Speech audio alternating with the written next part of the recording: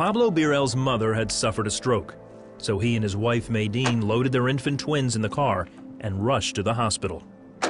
I looked at them in the back seat, and we had them all buckled up and everything. Like we're only 20 minutes away, so I took them there and let them just get comfortable for a little while.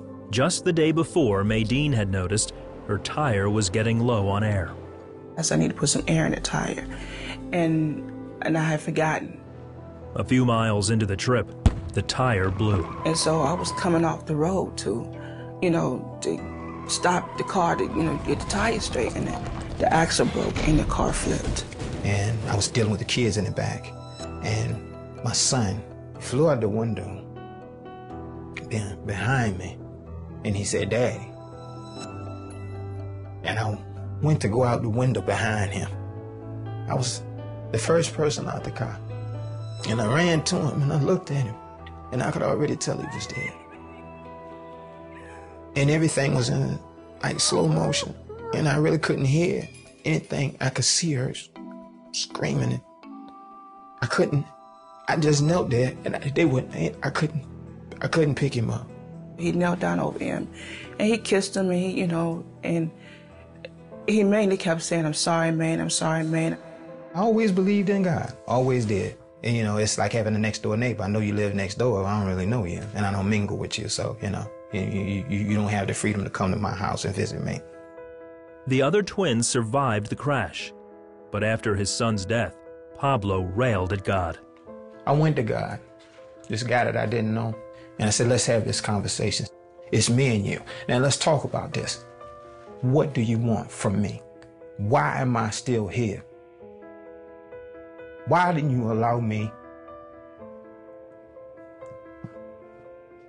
the chance to save my son? He felt like it was his fault because he was the one that suggested that we set the seats down and take him out the car seat and lay him down in the back of the seat. He took his anger out on his own body. He stopped eating and started working out hard. I couldn't get to God. There's nothing that I could do to God.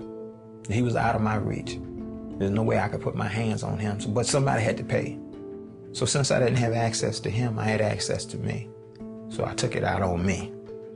A man Pablo worked with was a Christian and tried to talk to him about God. I said, man, you can leave me alone. What does God want with a guy like me?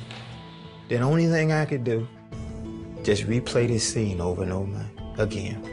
Hey, my son needed me. That was it. That was my moment. I missed it.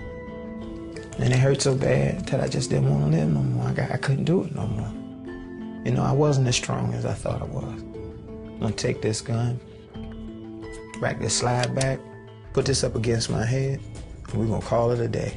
I walked in and he had the gun to his head. I stopped him, told him that I couldn't allow him to do it. I couldn't deal with that.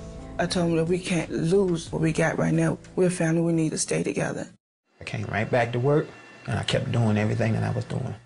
And I only lived for them, because that's the only thing I had to live for. His friend at work kept inviting him to church. So finally, to shut him up, I said, okay, we're gonna come to church. I went in and my heart was just open because I had been through so much pain. I just wanted relief, and if God had the relief that I needed, I had to have it. The pastor seemed to be speaking to him that day. She said something about people losing family members and how to deal with that and how God can really rest in your heart and give you peace about it. Pablo prayed to accept Jesus. It actually felt like a chipping. Pieces start falling away.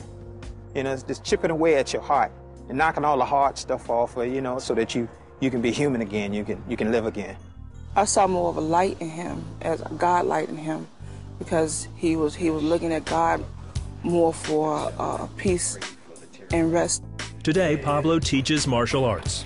He and Maydeen say they have come full circle, from the tragedy of their son's death to knowing God's love. I can depend on God, on the trials that we do go through. I can depend on him, and I can get peace. And I know that he has his mercy on us. If God had been there to guide me through those rough places, even when I didn't recognize him, even when I didn't know who he was, he knew me. It means everything. Jesus means everything to me.